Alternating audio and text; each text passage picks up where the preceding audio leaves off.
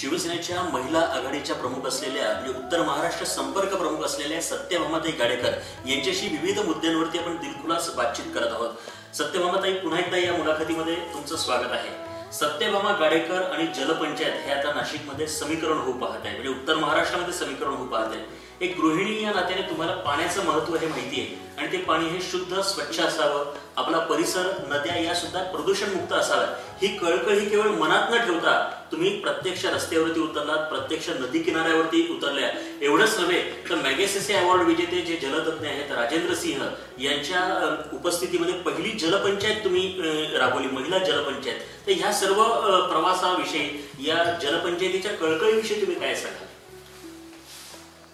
मला मुळात महिला जलपंचायत स्थापन करावीशी का वाटली याचं थोडक्यात सांगायचं। मी एका बाजूच्या तालुक्यामध्ये एका शेतकऱ्याने आत्महत्या केली होती आणि शिवसेनेचे सर्व पदाधिकारी त्या ठिकाणी त्याला सांत्वन करण्यासाठी म्हणून आम्ही सगळे लोक गेलो होतो। ती आत्महत्या होती दुष्काळी परिस्थितीचे नुसार, जेव्हा त्याच्यावर दुष्काळी परिस्थितीचा आघात झाला, शेतात पाणी नव्हतं आणि कर्जबाजाराला कंटाळून त्याने आत्महत्या केली होती। दुष्काळी परिस्थिती निर्माण का झाली हे डोक्यात विचार असताना त्याच दिवशी रात्री या भारताला भूषण असलेले मॅगसेसे पुरस्कार विजेते जलतज्ञ डॉक्टर राजेंद्र सिंह यांची मुलाखत मी बघितली आणि त्या मुलाखतीमध्ये त्यांनी जे काही महत्वाचे मुद्दे सांगितले, त्यांनी एक सांगितलं की जेव्हा जेव्हा या पृथ्वी तलावर अन्याय अत्याचार झाला, मग त्या काळी म्हणजे त्यांनी जसं उल्लेखही केला की नारीने आवाज उठवला। जेव्हा जेव्हा अन्याय अत्याचार झाला तेव्हा नारीने आवाज उठवला आणि ज्या वेळा ह्या पाण्याची निकड त्या नारीला कळेल आणि नारी जेव्हा आवाज उठवेल त्याच वेळा या प्रश्नाचं उकल होईल। आणि मग त्यांनी एक असं आव्हान केलं होतं की ज्या वेळा आपल्या या भागामध्ये, भारतामध्ये नारी पंचायत स्थापन होईल, तर त्यांनी एक राजस्थानचं उदाहरण देऊन सांगितलं होतं की तिथल्या सगळ्या महिला जागृत होऊन त्यांनी कसं प्रतिकार केला। जे आपण बघतो की ह्या पृथ्वीला म्हणजे पाण्याची किती टक्के आपण त्यातून घेतलं पाहिजे, तर त्यांनी एक बोरिंगची रूपरेषा आखून दिली, किती खोल आपण गेलं पाहिजे, जर का आपण खोल गेलो तर त्याचे दुष्परिणाम काय होतील। मी बोरिंग केली, बाजूच्यानी केली, त्याच्या बाजूच्यानी केली, त्याच्या बाजूच्यानी केली, मग या भूमीची चाळणी करायची का, भूजल पातळी का खालवली याचा अभ्यास करत असताना त्यांनी तो निकष काढला होता की आपण ही जी काही चाळणी करत आहोत हे चुकीचं आहे। काही भागामध्ये खूप पाणी आहे, आपण आता बघितलं की मराठवाड्यामध्ये त्यावेळेला दुष्काळ पडला होता, भीषण दुष्काळ होता, तिथल्या शेतकऱ्यांना बाहेरच्या जिल्ह्यांमध्ये जावं लागलं कुटुंब घेऊन। तर मग त्या आपल्या नैसर्गिक समतोल नाही, आपला हा काही समतोल जर का राखायचा असेल तर काही भागामध्ये आपल्या नाशिकचंच उदाहरण मी तुम्हाला देईन की खूप ऊस आहे, पाऊस आहे, आपल्या भागात पाणी आहे म्हणून ऊसाचीच लागवड करायची का, पण तसं न करता ज्या भागाला असं समतोल केला पाहिजे आणि तो समतोल या महिलाच करू शकतात। तर जेव्हा त्यांनी महिलांनी आवाज उठवायला पाहिजे असं म्हटलं आणि नारी पंचायत स्थापन करायला पाहिजे आवाहन केलं, माझ्या डोक्यात विचार आला या ठिकाणचे काम करणारे राजेश पंडित असतील, धीरज बच्चाव असतील, या लोकांचा राजेंद्र सिंहाशी संपर्क होता। मी यांच्याशी जवळीक साधली, त्यांना विचारलं की बाबा आपल्याला जर का करायचं असेल तर कसं करायला पाहिजे। तर आम्ही विचार विनिमय करून थोडक्यात रूपरेषा आखली आणि मी ती महिला जलपंचायत महाराष्ट्रातली पहिली करण्याचं, मला जागतिक महिला दिन असतो 8 मार्च त्या दिवशी मी ती स्थापन केली। आम्ही त्या माध्यमातून ज्या ज्या महिला, त्याच्या अगोदर मी असं काम करत होते की 3 जानेवारीला सावित्री फुले जयंती आणि 12 जानेवारीला जिजाऊ माँसाहेब जयंती, ह्या सप्ताह एक आपण राबवला पाहिजे असं माझ्या डोक्यात आलं। आपण सप्ताह राबवत असताना तो सावित्री ते जिजाऊ असं जल अभियान गेली 6 वर्षापासून मी राबवते। त्या जल अभियानाच्या माध्यमातून मी 1 वर्ष तुम्ही बघितलं असेल की नाशिक महानगरपालिकेच्या नाशिक रोडच्या सगळ्या शाळा, पिण्याच्या पाण्याच्या टाक्या आणि शाळेचा परिसर तिथला पिण्याच्या पाण्याचा तो स्वच्छ केला आणि गरिबाच्या मुलांना स्वच्छ पाणी कसं पिता येईल, कसं मिळेल की जेणेकरून त्यांना डिहायड्रेशन असेल, गॅस्ट्रो असेल, अनेक आजारांना सामोरे जाता येणार नाही. 80% आजार हे दूषित पाण्याने होतात हे जेव्हा डॉक्टर लोक सांगतात त्यांचे पटलं म्हणणं आणि त्या टाक्या स्वच्छता करण्याचं काम मी हाती घेतलं. इथून पुढे मला महिला जलपंचायतीचं काम हे पुढे नेटाने न्यायचं आहे. बऱ्याच महिलांचा त्यामध्ये सहभाग घ्यावा लागणार आहे. मी तो घेईन आणि महिला मला सहभाग देतील, पाठीशी उभ्या राहतील याची मला खात्री आहे. कारण आपण जास्त पाणी असतं त्या भागात कोणती पिकं घ्यावी, कमी पाणी असतं त्या भागात कोणती पिकं घ्यावी हे शेतकऱ्यांना जागृत करणं गरजेचं आहे. त्याच्याच बरोबरीने महिला या जर का आवाज उठवतील तर आम्ही असंही बघितलं, त्यांनी उदाहरणं दिलेली की त्यांनी बोरवेल बुजवलेले आहे जे 700 फूट जातात, त्या बोरवेल बुजवल्या. मी गव्हर्नमेंटनी GR काढला पाहिजे की ही बोरवेलची पातळी कितीपर्यंत असली पाहिजे. हे सुद्धा महिला जलपंचायतीचं काम असणार आहे इथून पुढे. निश्चितच म्हणजे ह्या महिला जलपंचायतीचं योगदान हे भावी काळामध्ये किती महत्वाचं आहे त्याचं महत्व ओळखून सत्यभामाताई यांनी वाटचाल ही केलेली.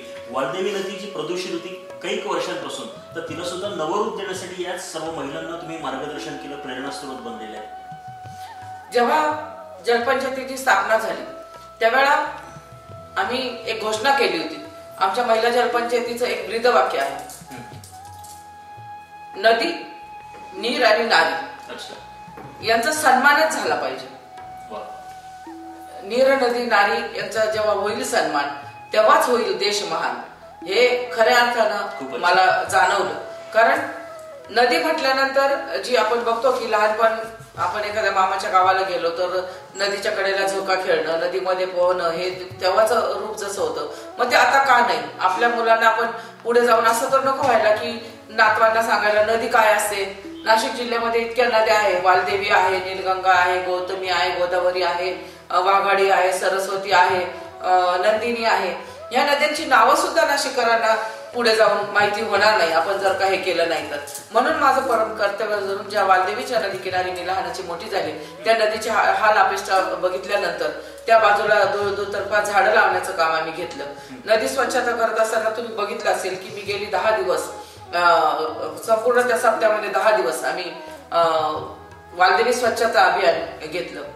त्या आपले जे काही नदीच्या कडेला असलेले अमरधाम असतील, दशक्रिया विधी शेड असतील ते स्वच्छ करण्याचं काम आम्ही या जलपंचायतीच्या मार्फत घेतलं.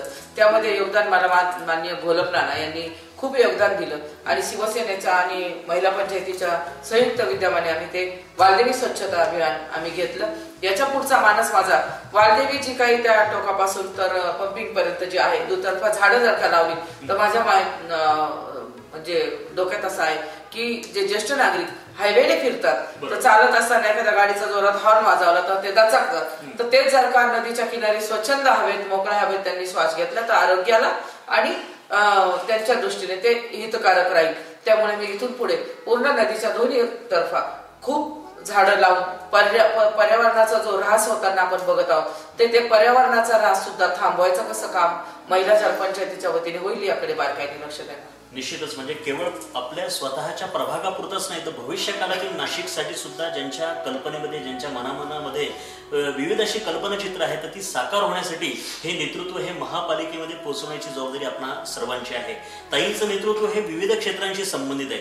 म्हणजे एकीकडे जलप्रदूषणासारखा विषय हाताळतात, एकीकडे महिलांच्या आरोग्यासाठी उपक्रम राबवतात, बाळगोपाळांच्या आरोग्यासाठी राबवतात, यासोबतच सहकार क्षेत्राशी सुद्धा तुम्ही निगडीत आहे. तर त्या प्रवासाविषयी काय? मी ज्या वेळा शिवसेना महिला आघाडीची स्थापना केली माझ्या जुन्या सहकारी आहेत, प्रेमलता जुन्नरे असेल, कोकिळा वाघ असेल, अलका गोपाळे असतील, अनेक महिला या माझ्या बरोबर काम करत असताना आम्ही बघायचो की मोठ्या मोठ्या पतसंस्था असतील, बँका असतील, या ठिकाणी इतर पक्षाच्या महिला काम करतात. मग माझ्या पक्षाच्या महिलांना का नको तिथे जायला, सहकारात महिला आघाडीने का प्रवेश करायला नको. मग मी माझ्या पदाधिकाऱ्यांशी चर्चा केली आणि त्यावेळेला नाशिक जिल्हा सहकारी बँकेमध्ये पॅनल स्थापन करून पॅनल उभारणी केल्यानंतर त्या आमच्या महिला 4 महिला तिथे कशा घुसवता येतील मग त्यांना तिथे घेतलं आणि त्या निवडणुकीच्या माध्यमातून बिनविरोध निवड करून त्या महिला आमच्या आज सहकार क्षेत्रामध्ये काम करताय. आज गेली 5 पंचवार्षिक त्या महिला आजही डायरेक्टर आहे. त्यांच्याकडे बघताना मला खूप भरून येतं आणि वाटतं की अरे आपण काहीतरी केल्याचं समाधान मिळतं. कोण जाणीव ठेवो ना ठेवो याच्याशी मला अजिबात घेणं नाही. माझं कर्तव्य करणं आणि त्यांना न्याय देणं हे माझं कर्तव्य मी समजते. ह्या नारी शक्तीचा प्रत्यक्षामध्ये तुम्ही सन्मान केलेला, यासोबतच जी आदिशक्ती आहे तिचा चैत्र नवरात्र उत्सव सुद्धा तुम्ही फार दिमाखात साजरा करतात या प्रभागामध्ये. चैत्र नवरात्र साजरा करत असताना एक ह्या भागाला खरं धार्मिक टच आहे या परिसराला. तर माझ्या परिसरातील महिला सुद्धा मला तेवढाच साथ देतात. नवरात्र आमच्या सप्तशृंगी कला व सांस्कृतिक क्रीडा मंडळाच्या वतीने आम्ही गेली 21 वर्ष, हे 21वे वर्ष आमचं या मंडळाचं होतं. आम्ही अनेक उपक्रम घेतो. मग बालगोपालांच्या स्पर्धा असतील, मुलींच्या स्पर्धा असतील, महिलांच्या स्पर्धा असतील, अनेक स्पर्धा घेत असताना सामूहिक धार्मिक महत्व पटण्यासाठी सामूहिक पठणाचं काम आम्ही केलं.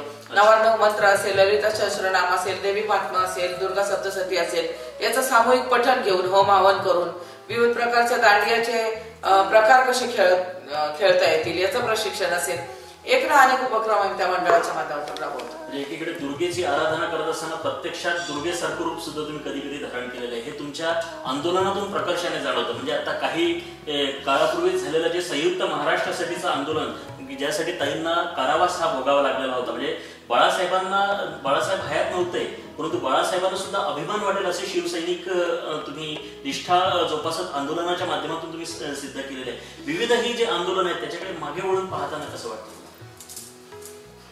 मला या ठिकाणी खरंच खूप उणीव भासते की मी हे आंदोलन जेव्हा केलं, डोक्यात एकच विचार होता की या संयुक्त महाराष्ट्राच्या लढ्यासाठी 105 हुतात्मे होऊन गेलेले आहेत. 105 हुतात्म्यांना आपण एकीकडे आदरांजली वाहतो, श्रद्धांजली वाहतो, आणि मग त्यांचे विचार पुढे का नेऊ शकत नाही हा डोक्यात विचार होता. त्यातच ज्या आंदोलनाच्या दिवशी मी जे आंदोलन केलं त्या दिवशी महिला आयोगाच्या अध्यक्ष रहाळकर मॅडम त्यांनी एक कार्यक्रमाला आल्या असताना पत्रकार परिषद घेतली आणि तिथे सांगितलं की विदर्भाबरोबर मराठवाडा सुद्धा हा वेगळा झाला पाहिजे. आणि आदरणीय हिंदू हृदय सम्राट सरसेनापती बाळासाहेब ठाकरे यांचा या महाराष्ट्राच्या तुकडे करणाऱ्यांच्या विषयी फार बारकाईने ते समाचार घ्यायचे. मग ते मोठमोठ्या सभांमधून भाषणांमधून त्याचा उल्लेखही करायचे आणि त्यांचे विचार इथे खुंटतात की काय असं वाटतं आणि त्याला प्रतिकार कसा करायचा. मग तिथे त्या आयोगाच्या अध्यक्षांचा जिथे कार्यक्रम होता तिथे जाऊन आम्ही त्यांना जाब विचारला आणि त्यांना सांगितलं. त्या आंदोलन करत असताना आम्ही घोषणा दिल्या शिवसेना पद्धतीने आणि आंदोलन करत असताना त्यांनी खाली येऊन मला विचारणा केली की तुम्ही हे करता हे चुकीचं आहे. मी त्यांना म्हटलं ताई तुम्ही पण घोषणा जी केली की पत्रकार परिषदेतून तुम्ही तुमचे विचार मांडले ते चुकीचे आहे, ते मला पटले नाही, म्हणून मी तुम्हाला इथे त्याचा निषेध करण्यासाठी आणि शांततेच्या मार्गाने निषेध करत होतो आम्ही बाजूला उभं राहून. परंतु त्याच्या डोक्यात सारा सत्तेचा माज मस्ती दिसली आणि त्यांनी आमच्या या सर्व कार्यकर्त्यांवर दरोड्याचे गुन्हे दाखल केले.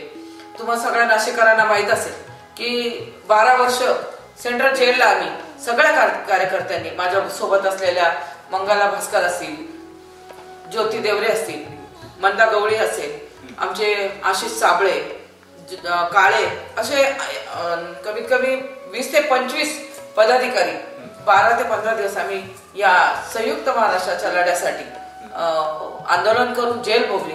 मला त्याची पर्वा नाही. आम्ही जेव्हा एखादा आंदोलन करतो त्याचे परिणाम काय होतील हे कधी मनाशी विचार केला नाही. जे करायचं ते ठोक मार्गाने करायचं, शिवसेनेच्या पद्धतीने करायचं आणि तशा पद्धतीने प्रत्येक काम मी करत गेले. हे नाशिककरांना माहिती. निश्चितच बेळगाव, धारवाड, कारवार, हुबळी हे जे महाराष्ट्राचे अस्सल मराठी भाग होते जे त्यावेळच्या तत्कालीन जो केंद्र सरकारच्या धोरणामुळे आज कर्नाटकामध्ये आहे, तर ते महाराष्ट्रामध्ये यावे यासाठी शिवसेना प्रमुख, त्याचप्रमाणे शिवसेना ही झगडत असताना विदर्भ हा वेगळा व्हावा अशी दुटप्पी भूमिका घेऊन विदर्भाचे तुकडे म्हणजे महाराष्ट्राचे तुकडे पाडू इच्छिणाऱ्यांना नाशिकमधून जे करार उत्तर सत्यभामाताई गाडेकर आणि शिवसैनिकांनी दिलं ते संपूर्ण राज्यामध्ये प्रकर्षाने गाजलेलं होतं. यासोबतही विविध आंदोलनाच्या माध्यमातून तुम्ही नाशिककरांना परिचित आहात. बरेच आंदोलनं केली मी. मालेगाव महिला जिल्हा प्रमुख असताना मालेगावचं एक खूप मोठं सेक्स स्कॅन्डल उघडकीस आणलं होतं. ते सर्वपक्षीय कृती समितीच्या माध्यमातून आम्ही सगळ्या महिला त्याला सामोरे गेलो होतो. परंतु त्यावेळेला मी एक आक्रमक भूमिका अशी घेतली होती की त्या आरोपींना कोणीही जामीन होता कामा नाही, म्हणजे एकही वकील पत्र कोणी घेतलं नाही पाहिजे. एक वकील पुढे आले आणि त्यांनी वकील पत्र घेतलं, परंतु त्यांना आम्ही बांगड्यांचा हार त्यावेळेला दिला. मला चांगलं आठवतं. त्या मालेगाव पंचायत समितीचे जे गेट आहे 10 फूट, ते गेट ओलांडून आम्ही त्या तहसीलदाराला, त्या सर्कलला आम्ही काळं फासून बांगड्यांचा हार घातला होता. ते आपोआपच होत गेलं आणि आंदोलनाला दिशा देत असताना फक्त आंदोलन नाही केले, तर त्या मालेगाव सेक्स स्कॅनर मधल्या महिलेला मी पूर्ण न्याय देण्याचं काम केलं. त्या महिलेचं कुटुंब, त्यावेळेचे उपमुख्यमंत्री आणि गृहमंत्री होते आदरणीय गोपीनाथजी मुंडे, त्यांनी त्या महिलेला महिला बालकल्याणच्या माध्यमातून, समाज कल्याणच्या माध्यमातून घर दिलं, संसार दिला, तिला राहायला जागा दिली. मला त्यांचा उल्लेख करणं हे माझं परम कर्तव्य मी समजते. अशा या महिलांना अनेक असतील. मग सुरेगाव कोठामध्ये कळवणचं हत्याकांड असेल, सिन्नरचं शिक्षिकेचं ठाकरे कुटुंबियांच्या मुलीला त्यांनी आत्महत्या करण्यास भाग पाडलं ते प्रकरण असेल, एक ना अनेक प्रकरण आहे.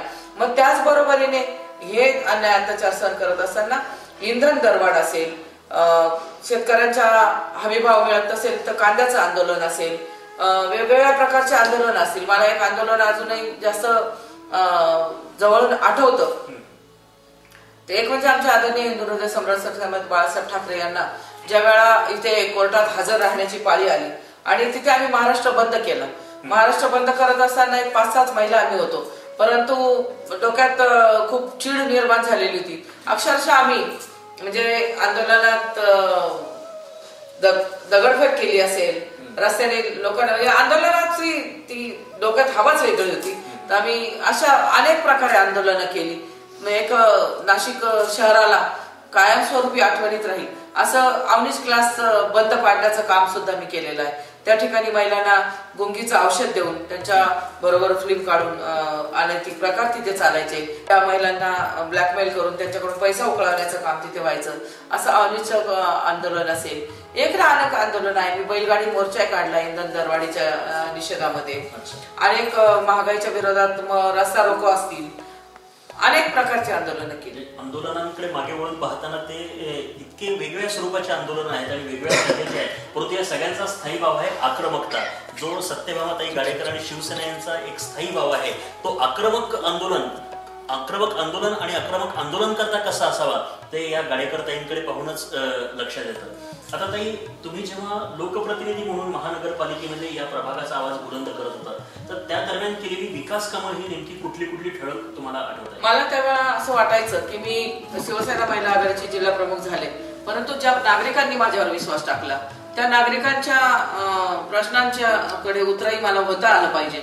म्हणून आमचा हा परिसर जो काही असं ग्रामीण भागातल्या सारखा होता, प्रथम मी त्या ठिकाणी काय केलं असेल, ज्या शाळेमध्ये मी नरपाट्याच्या शाळेमध्ये शिकली नाशिक महानगरपालिकेच्या, त्या शाळेची भव्य अशी इमारत केली. 1.5 कोटी त्यावेळा खर्च लागला आणि 1.5 कोटीचं बजेट असताना सुद्धा आज एखाद्या कॉलेजच्या इमारतीला लाजेल अशी इमारत ज्या शाळेमध्ये शिकले त्या शाळेचं आपण काहीतरी देणं लागतो, समाजाचं देणं लागतो.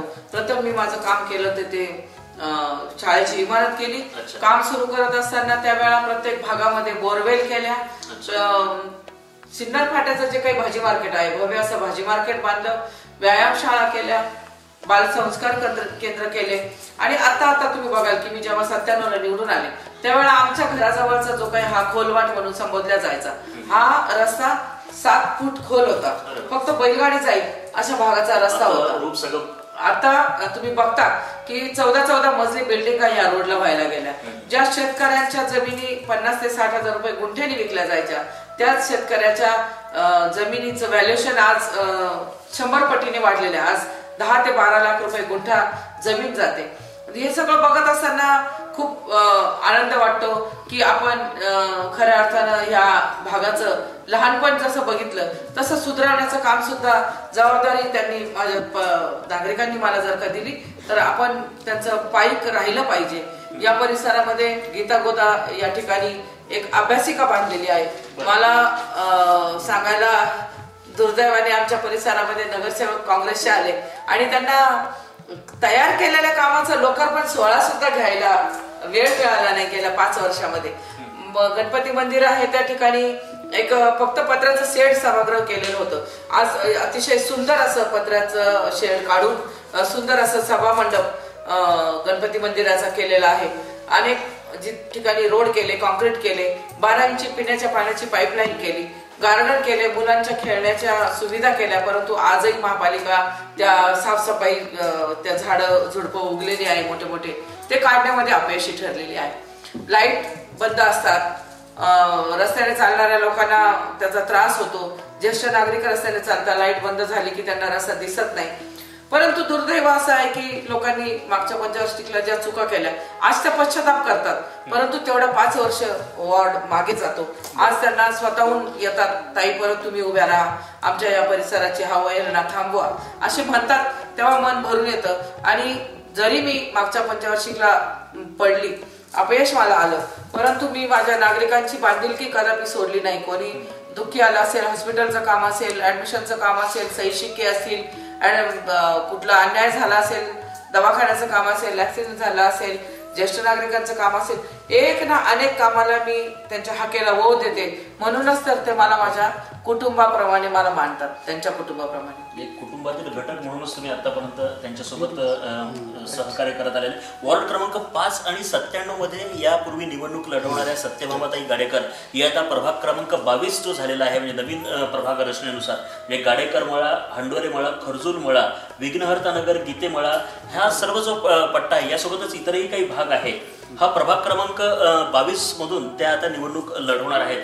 आणि या निवडणुकीमध्ये गत पंचवार्षिकमध्ये अनेक जण हे बोलून दाखवत आहेत की आमचं नेतृत्व हे कमी पडलं, विकास खेचून आणणारा आवाज पाहिजे होता, अधिकाऱ्यांकडनं कामं करून घेण्याचे ज्याला अनुभव आहे अशी व्यक्ती पाहिजे होती. तर असं हे लोक आता बोलून दाखवतात. याच्यातच तुमचं यश हे ताई दडलेलं दिसतंय.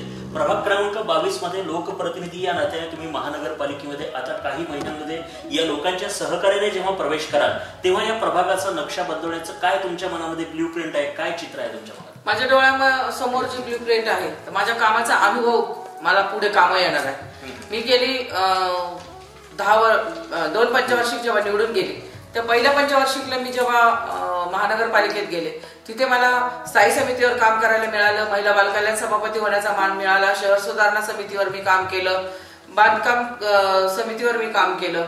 हे सगळा अनुभव पाठीशी घेऊन मागच्या पंचवार्षिकला मला महाराष्ट्रातली पहिली महिला सभागृह नेता होण्याचं काम भाग्य मला माझ्या पक्षप्रमुख आदरणीय उद्धवजी ठाकरे यांनी दिलं. त्यावेळा महानगरपालिकेचा सुवर्ण महोत्सव होता, विनायक पांडे महापौर होते आणि मी सभागृह नेता होते.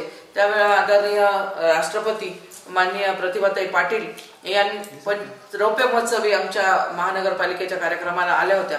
महानगरपालिकेचा दांडगा अनुभव आहे. कुठला निधी कुठून वर्ग कसा करायचा, कुठल्या निधीचा वापर कुठल्या कामासाठी करायचा, हा अनुभव पाठीशी आहे.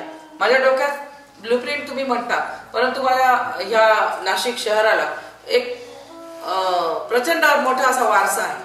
यंत्रभूमी ते मंत्रभूमी अशी ह्या नाशिकची ओळख महाराष्ट्राच्या नव्हे तर भारताच्या नकाशावर आज आपण मोठ्या दिमाखात बघतो. या ठिकाणी नाशिकच्या कुंभमेळा 12 वर्षांनी आपण भरताना आपल्याला बघायला मिळतो. परंतु नाशिकचं रूप हे आता आहे, यापेक्षा चांगलं कसं होईल याकडे जर का बघितलं आपण थोडस भविष्याचा विचार करता, तर असं वाटतं की स्मार्ट सिटीकडे या नाशिक शहराची निवड झालेली आहे.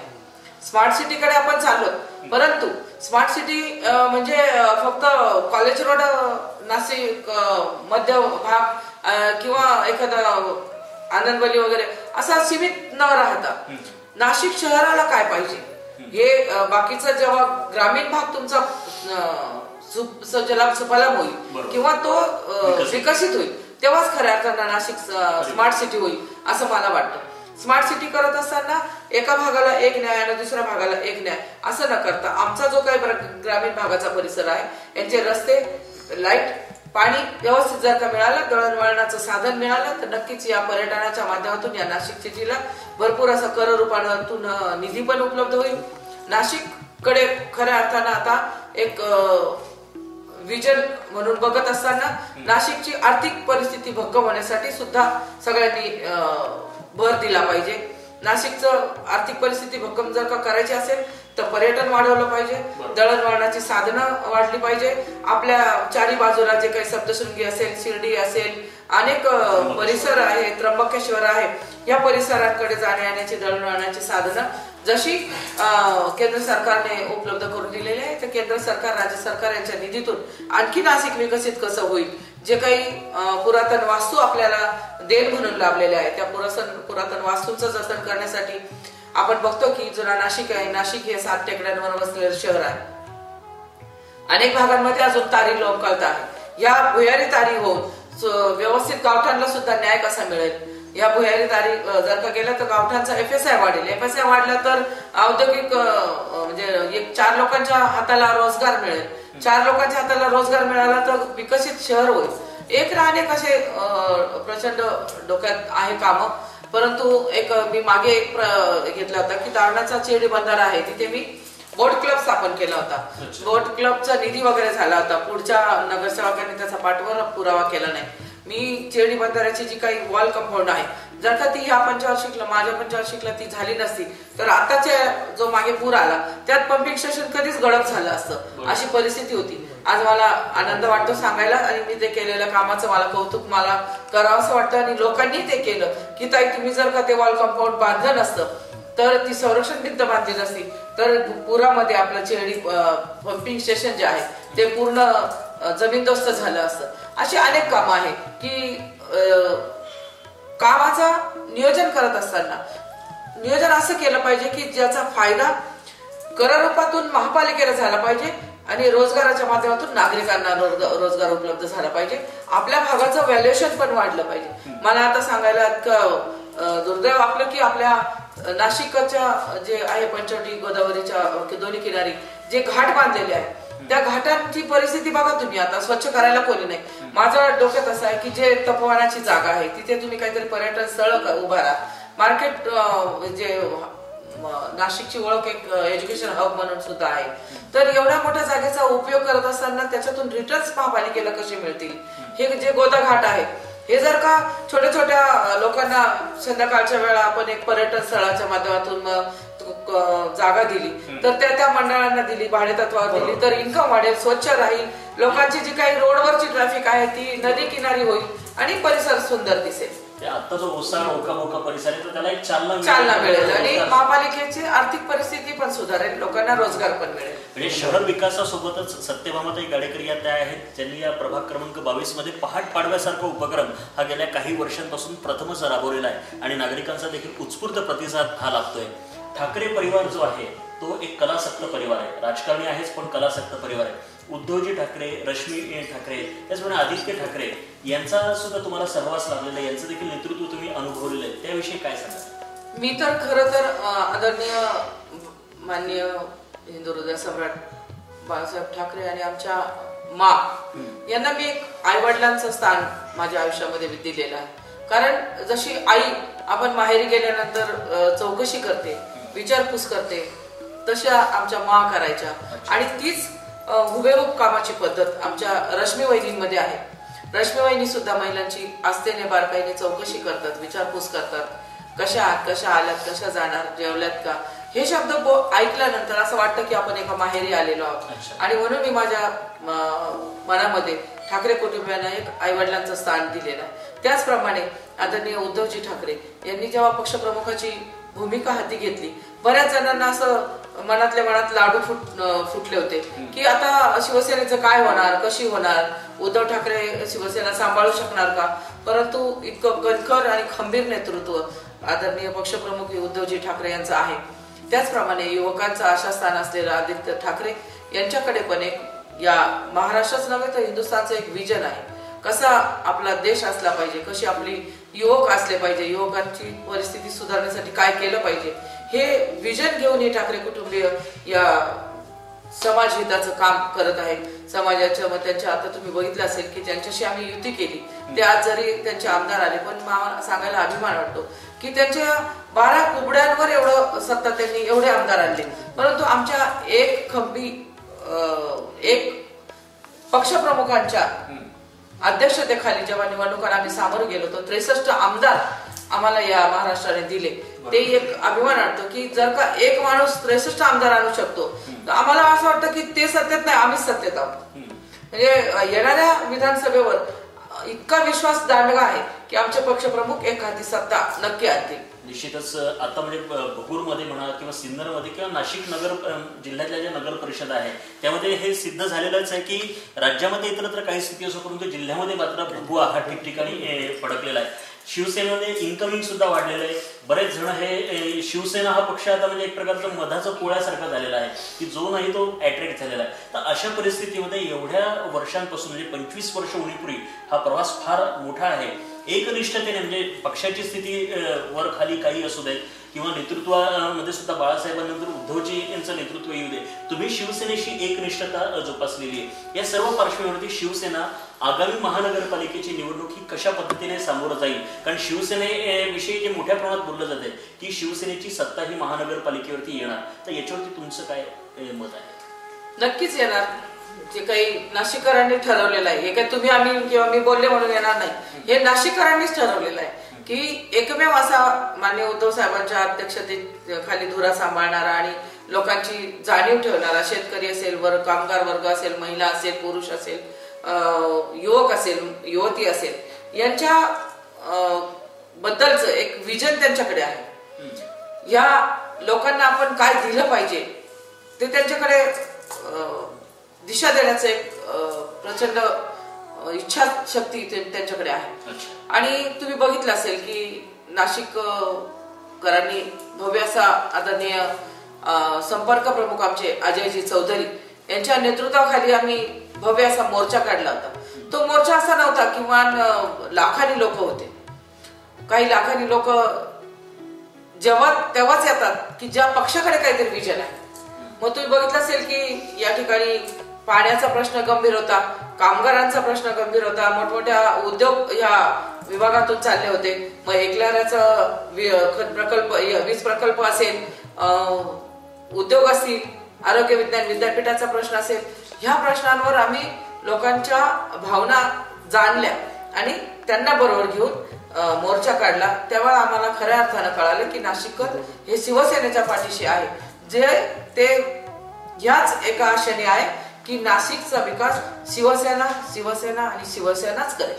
अच्छा, शिवसेनेवरती म्हणजे दृढ विश्वास तुमच्या रक्तामध्ये सुद्धा शिवसेना ही पूर्णतः भिडलेली स्पष्टपणे दिसते. ताई, आता एक थोडा वैयक्तिक प्रश्न विचारावा असं वाटतो की शिवसेना प्रमुखाने शिवसेनेचे म्हणजे उद्धवजी ठाकरे किंवा रश्मीजी ठाकरे यांनी तुम्हाला माहेरी वाशिणीसारखी वागणूक ही आतापर्यंत दिलेली आहे, परंतु तुमचा हा जो राजकीय प्रवास आहे त्याच्यामध्ये शिवसेना प्रमुखांचे शब्द, त्यांचे आशीर्वाद यासोबतच कुटुंबाची भूमिका ही सुद्धा फार महत्वाची होती की ज्यांच्या भरोश्यावर त्यांनी दाखवलेल्या विश्वासावर तुम्ही एवढ्या मोठ्या प्रमाणात समाजकारण हे वेगवेगळ्या क्षेत्रामध्ये करू शकलाय, तर त्यांच्याविषयी ऋण हे तुम्ही कसं? नक्कीच मी खूप म्हणजे भावनिक प्रश्न तुम्ही विचारला. मी हे सगळं करत असताना माझं कुटुंब, मला आज माझ्या वडिलांची पण आठवण होते, सासऱ्यांची पण आठवण होते की मी जेव्हा माझी मुलं दुसरीत असताना राजकारणाला सुरुवात केली, कधी काळी अचानक बैठकांना जावं लागायचं, यायला उशीर व्हायचा. एखाद्या तालुक्यामध्ये, जिल्ह्यामध्ये आपण गेलो तर बरोबर सगळ्या महिलांना घरपर्यंत सोडायचं, मग घरी यायचं. भीती वाटायची की घरचे ओरडतील की काय, पण माझ्या बाबतीत तसं कधीच झालं नाही. मी माझ्या कुटुंबाचा फार फार ऋण व्यक्त करीन आणि खास करून माझ्या मिस्टरांचे की माझे मुलं, अक्षरशः मी बँगलोरला निवडणूक जिंकले तेव्हा माझा लहान मुलगा विशाल हा 2रीमध्ये होता, मोठा मुलगा आणि माझी मोठी मुलगी. तर कधी यायला उशीर झाला तर माझी मुलगी मनीषा आणि योगेश आणि विशाल हे 3 जण खिचडी भात, पिठलं भात असे, म्हणजे माझ्या मुलीने 6वीला असल्यापासून किचन सांभाळलं. आज मी खऱ्या अर्थाने माझी मुलगी, माझे मुलं आणि माझे मिस्टर आणि माझं सासरचं कुटुंब आणि माहेरचं कुटुंब यांची मला खूप खूप मोलाची भक्कम अशी साथ मिळाली आणि ते पाठीशी होते, म्हणूनच मी हा सगळा प्रवास करू शकते.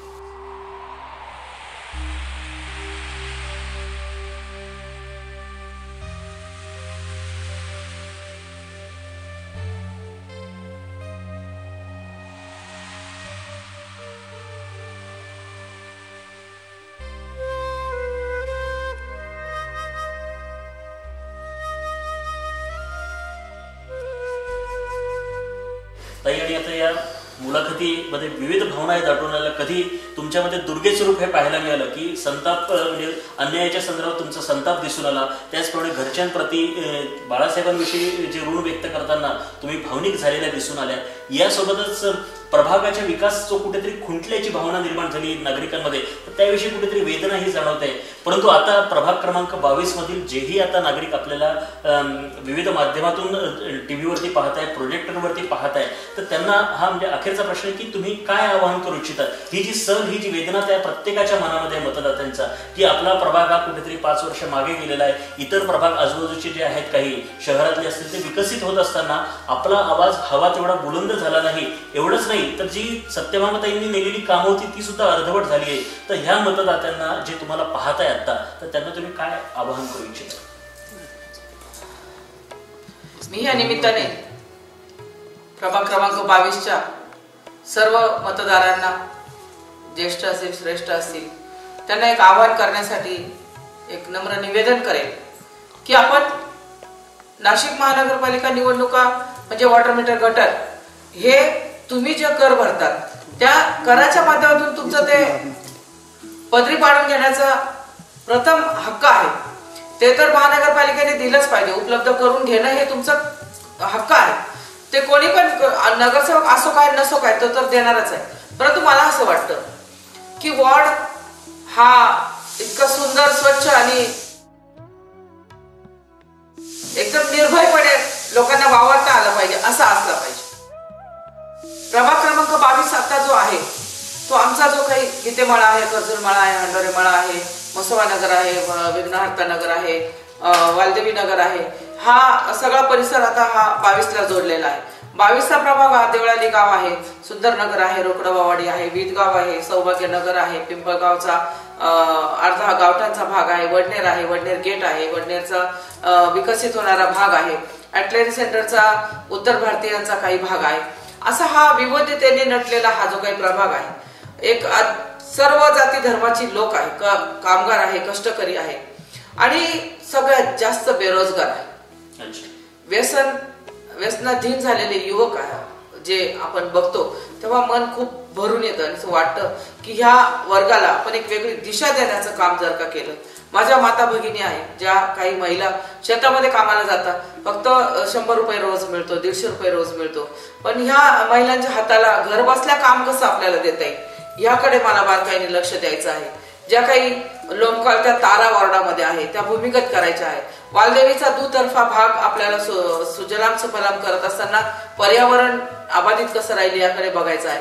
दोन्ही किनारीचे घाट रिव्हर डेव्हलपमेंट फंड उपलब्ध करून घेऊन कशा पद्धतीने गोदावरी सारखे भक्कम असे घाट बांधता येतील जेणेकरून पर्यटन वाढेल. पर्यटन वाढलं की रोजगार वाढेल, बाजूच्या लोकांच्या हाताला काम मिळेल, शेतकऱ्यांचं जमिनीचं व्हॅल्युएशन वाढेल.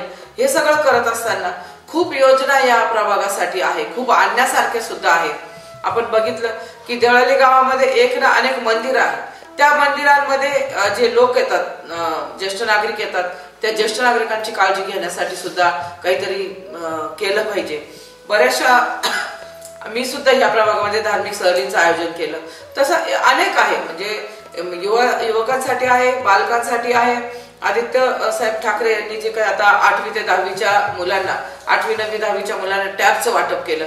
माझ्या भविष्यात 8वी 9वी 10वीच्या मुलांना त्या टॅबच्या माध्यमातून त्या मुलांचं शैक्षणिक करिअर कसं घडेल याकडे मला बारकाईने लक्ष द्यायचं आहे. महिलांना स्वतःच्या पायावर उभं राहण्यासाठी मी जे काही आता Sadhana education English medium skill development skill institute जे केलेलं आहे त्या इन्स्टिट्यूटच्या माध्यमातून त्यांचं स्किल ओळखून त्यांचं काम कसं करून घेता येईल. मग महिला म्हटलं की फॅशन डिझायनिंग आहे. आपण बघतो की या फॅशन विभागाकडे मोठमोठ्या हस्ती आहेत. आज महिलांनी जर का ते करिअर अंगीकारलं, ब्युटी हेअर आणि ड्रेसचं एक युनिट आहे, फॅशन डिझायनिंग आहे, ऑटोमोबाईल आहे, हे सेक्टर मला मंजूर झालेले आहे. नर्सिंग आहे, मिडवाईफ आहे, डायलिसिस टेक्निशियन आहे, डेंटल टेक्निशियन आहे. माझ्या संस्थेकडे मंजूर झालेले हॉस्पिटॅलिटीचे जे काही हाऊसकीपिंगचे भाग आहेत, हे सगळे स्किल डेव्हलपमेंट मध्ये मी इन्स्टिट्यूटच्या माध्यमातून मंजूर केलेले भाग आहे. यामधून गव्हर्नमेंटच्या योजना आहेत त्या 100% त्यांना प्रशिक्षित करून रोजगार कसा देता येईल हे 100% काम करावं लागतं. ते ऑलरेडी माझ्या संस्थेकडे आहे. त्यामुळे मी माझ्या प्रभागातल्या लोकांना रोजगार तर देऊ शकते, परंतु एखादी युवकाला वाटलं की मला एक स्मॉल स्केल साठी इंडस्ट्री उभारायची आहे, एखाद्या महिलेला वाटलं की मी शिकून आणि मी 10 महिलांना काम देईन, तर त्या महिलेला बँकिंगचं माहिती, प्रोजेक्ट कसा करायचा, तो कसा उभारणी करायची, त्याला लोन कुठून घ्यायचं, योजनातून सबसिडी मिळेल का, अनुदान मिळेल का, माझ्या माल तयार झालेल्याला मार्केटिंग मिळेल का, हे सगळं परिपूर्ण ज्ञान देऊन त्या क्षेत्रात एखाद्या युवकाने जर का पदार्पण करायचं म्हटलं, महिलेने पदार्पण करायचं म्हटलं, तर खंबीरपणे मी त्यांच्या पाठीशी भक्कमपणे उभी राहील, एवढा मला आत्मविश्वास आहे. निश्चितच या सत्यभामाताई गाडेकर की ज्या प्रभागातील नागरिकांना एक वचन देऊ इच्छित आहेत की या वेगवेगळ्या क्षेत्रामध्ये कुठल्याही स्वरूपाची मदत लागली, त्याचप्रमाणे जीवनाला नवी उभारणी द्यायची असेल तर खंबीरपणे त्या उभ्या राहणार आहे. परंतु आता वेळ आलेली आहे की आपण हे सर्व साध्य होण्यासाठी सत्यभामाताई गाडेकर यांच्या पाठीमागे एकमताने उभा राहण्याची, म्हणजेच धनुष्यबाणाला येणाऱ्या महानगरपालिकेच्या निवडणुकीमध्ये त्या धनुष्यबाणासमोरील बटन दाबून सत्यभामाताई गाडेकर यांना आपल्या प्रभागातून महानगरपालिकेमध्ये आपल्या नेतृत्वासाठी पाठवण्याची ही वेळ, हा क्षण हा आलेला आहे. सत्यभामाताई, तुमच्या मुलाखतीमध्ये तुम्हालाही आवाहन करायचं, तुम्ही बोलू शकता. मी या निमित्ताने एक सर्व मतदारांना आवाहन करेन की बघा, विकास साधून घेणं हे आपलं अधिकार आहे आणि ते तुम्ही तेव्हाच करू शकता की तुम्ही मतदान करत असताना आपला लोकप्रतिनिधी किती काम करणार आहे, अनुभवी आहे की नाही, त्याला कामकाजाची माहिती आहे की नाही, असा निवडावा. कुठेतरी उगाच प्रलोभनाला बळी न पडता, खोट्या नाट्या आश्वासनांना बळी न पडता, भूलथापांना बळी न पडता, उगाच आपला मतदानाचा जो अधिकार आहे तो दान सुद्धा आपण सत्कर्मी सत्पात्री टाकावं, अशी या महाराष्ट्राची एक ओळख आहे. दान करत असताना अनेक प्रकारचे दान असतात, परंतु मतदान हे सर्वश्रेष्ठ दान आहे. ते अशाच ठिकाणी टाकावं की ते काहीतरी दिल्यानंतर आपल्या पदरात सुद्धा त्याचं सव्याजपणे ते कामाच्या रूपातून मिळालं पाहिजे आणि ते तुम्ही मिळवून घेण्यासाठी शिवसेनेच्या पाठीशी खंबीरपणे उभं राहावं. शिवसेना नक्कीच कामाच्या रूपातून व्याजासह ते परत करेल, एवढा अभिवचन मी तुम्हाला शिवसेना पक्षप्रमुख आदरणीय उद्धवजी साहेब ठाकरे यांच्या माध्यमातून देते. आमचे जे पदाधिकारी आहेत ते भक्कमपणे या पाठीशी खंबीरपणे उभे आहेत. आपण आपलं मताचं दान शिवसेनेच्या झोळीत टाकावं, एवढंच नम्र निवेदन करून आपलं ऋण व्यक्त करते. धन्यवाद. निश्चितच या सत्यभामाताई गाडेकर जे आहेत की ज्या मतदात्यांना आवाहन करतात की प्रभागातून विजयासाठी त्यांनी प्रत्येकाने घराघरातून निघून मतदानाच्या दिवशी, म्हणजे येणारी महानगरपालिकेची जी पंचवार्षिक निवडणूक आहे त्या याच्यामध्ये संधी साधावी, जेणेकरून गेल्या पंचवार्षिकमध्ये जे खंत, जी जी वेदना प्रत्येकाच्या मनामध्ये आहे की आपला प्रभाग सुद्धा विकसित असा झाला असता, तर ते सत्यात उतरवण्यासाठी अशा स्वरूपाचा खंबीर आवाज हा महानगरपालिकेमध्ये पाठवण्याचा संकल्प आपण सारेजण आजच्या या दिवशी करूया. ताई, तुम्ही या मुलाखतीच्या निमित्ताने आमच्याशी पर्यायाने प्रभागातील नागरिकांची सर्वांची दिलखुलास संवाद साधला आणि बाळासाहेबांनी स्वतः, म्हणजे तुमच्या मुलाखतीतून अनेक पैलू उलगडत गेले की बाळासाहेबांनी स्वतः ज्या लोकप्रतिनिधीला बोलवलं आणि सभागृहातील महिलेचा अपमान सहन न करणाऱ्या या लोकप्रतिनिधीला जिल्हा प्रमुखाचा दर्जा दिला. त्यासोबतच प्रभागामध्ये जे मवालीपणा करणारे तरुण असतील तर त्यांना वटणीवर आणणं, त्यांना व्यसनमुक्त करणं, स्त्रियांच्या आरोग्याचे प्रश्न असतील, वयस्कर लोकांच्या आरोग्याचे प्रश्न असतील, अनेक बेरोजगारांच्या रोजगाराचे प्रश्न असतील, सहकाराचं क्षेत्र असेल, त्याचप्रमाणे जलप्रदूषणासारख्या समस्येवरती तुम्ही केलेले कर्तृत्व असेल, विविध स्वरूपाचे आंदोलनं असतील, संयुक्त महाराष्ट्राचं आंदोलन किंवा वेगवेगळे आंदोलनं, या माध्यमातून तुम्ही नाशिककरांची सेवा ही गेल्या 25 वर्षांपासून करत आलेला आहात आणि येणारी पंचवार्षिक निवडणूक ही निश्चितच या निवडणुकीमध्ये मतदाते हे तुम्हाला साथ देतील आणि तुमचं कर्तृत्व हे आणखीन झळाळून उठेल, अशीच तुम्हाला या निमित्ताने शुभेच्छा देतो. धन्यवाद. हे भगवे आमचे रक्त तळपतो तप्त हिंदवी बाणा, अरे भगवे आमचे रक्त तळपतो तप्त हिंदवी बाणा, जात गोत्र आणि धर्म आमचा शिवसेना शिवसेना शिवसेना.